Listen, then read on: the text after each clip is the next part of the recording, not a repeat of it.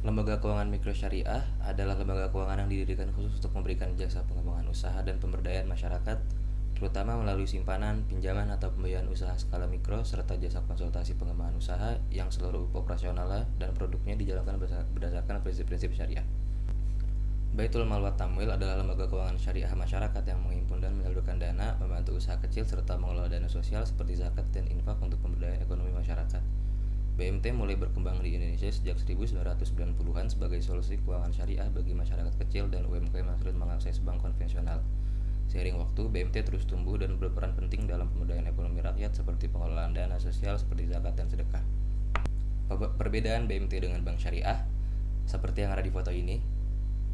Keunggulan LKMS atau BMT adalah kedekatannya dengan masyarakat kecil sehingga proses pembiayaan lebih mudah tanpa agunan berat. LKMS atau BMT juga mengelola dana sosial seperti zakat, infak, sedekah, dan menyediakan pembiayaan usaha produktif sehingga mampu mendorong pertumbuhan ekonomi lokal, membuka lapangan kerja, dan mendukung usaha mikro secara berkelanjutan. Mengapa LKMS atau BMT dibutuhkan? LKMS atau BMT sangat dibutuhkan karena memberikan akses modal yang mudah dan terjangkau bagi pelaku UMKM yang sulit mendapatkan pinjaman bank konvensional.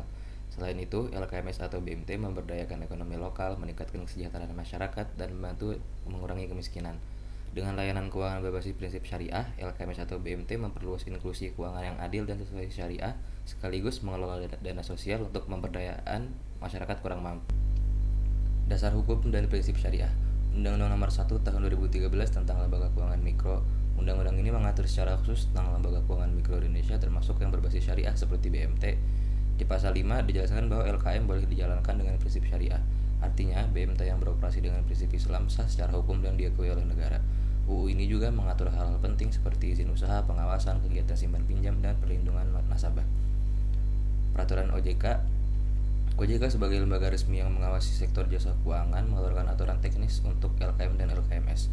Contohnya POJK nomor 62, POJK 05/2015 tentang perizinan dan kegiatan usaha LKM. Peraturan ini menjelaskan syarat pendirian, izin usaha, laporan keuangan, hingga tata kelola lembaga. BMT sebagai bagian dari LKM Syariah juga harus patuh pada peraturan ini supaya bisa diawasi secara resmi dan profesional. Peraturan dari Kementerian Koperasi dan UKM, baik BMT yang berbadan hukum koperasi, terutama yang berbentuk koperasi jasa keuangan syariah. Fatwa DSN MUI, semua produk dan transaksi di BMT harus berdasarkan fatwa MUI agar sesuai dengan hukum Islam. Untuk struktur organisasi dari BMT ditampilkan di foto ini. BMT memiliki operasional yang serupa dengan perbankan dalam menghimpun dan menyalurkan dana serta menyediakan layanan ekonomi. Namun, BMT berbeda karena berbadan hukum koperasi dan harus menerapkan prinsip syariah Islam. BMT khusus melayani masyarakat yang kurang terjangkau oleh perbankan serta pelaku usaha yang mengalami kendala psikologis dalam berhubungan dengan lembaga perbankan. Contoh akad yang digunakan dalam BMT atau LKMS ada mudharabah, musyarakah, ijarah, wadiah, dan murabahah. Produk dan layanan BMT. Yang pertama, produk simpanan BMT. Simpanan di BMT berbasis akad syariah seperti wadiah titipan dan mudharabah bagi hasil. Kedua, produk pembiayaan BMT. Pembiayaan adalah penyaluran dana ke masyarakat dengan sistem syariah seperti murabahah, mudharabah, atau musyarakah. Yang ketiga, BMT juga menjalankan fungsi sosial untuk pengelolaan zakat, infak, sedekah, dan dana sosial lainnya. Untuk skema BMT akan ditampilkan di foto ini. Peran BMT.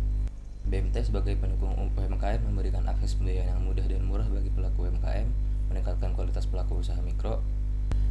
BMT memberikan pelatihan manajemen usaha untuk meningkatkan keterampilan, edukasi keuangan agar pelaku usaha dapat mengelola dana dengan baik, pendampingan dalam pengembangan produk dan pemasaran.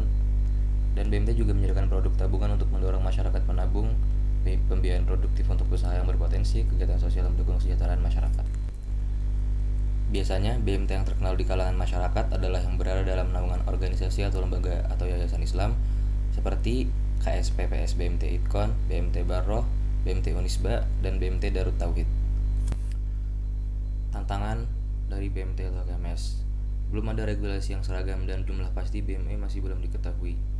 Banyak BMT belum terdaftar resmi, produk dan layanan masih sangat mendasar. BMT termasuk dalam sektor IKNBS yang mana kontribusi sektor IKNBS masih kecil, yaitu hanya sebesar 4,73% dari total pasar keuangan syariah nasional pada 2022. Dalam pengelolaannya, BMT tidak terlepas dari beberapa tantangan baik dari faktor internal maupun faktor eksternal. Tantangan internal. Yang pertama, kepatuhan syariah. BMT harus terus menjaga agar semua layanan dan produk benar-benar sesuai syariah. Ini membutuhkan pengawasan aktif dari internal. Yang kedua, mempertahankan idealisme BMT. BMT harus tetap ingat bahwa mereka bukan hanya lembaga keuangan, tapi bagian dari gerakan sosial Islam. Yang ketiga, penguatan kelembagaan, penerapan prinsip good corporate governance. Yang keempat, pengembangan SDM.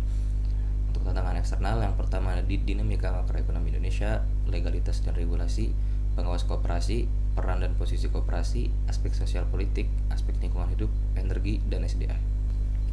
Peluang BMT. Yang pertama, transformasi digital untuk efisiensi operasional. Yang kedua, inklusi keuangan melalui teknologi, menjaga masyarakat terpencil melalui teknologi.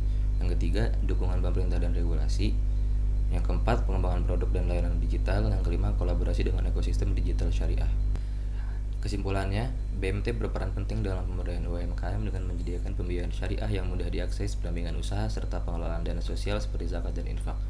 BMT membantu UMKM tumbuh, mengurangi ketergantungan pada rentenir, dan meningkatkan kesejahteraan masyarakat kecil meski tetap menghadapi tantangan penguatan kelembagaan dan SDM.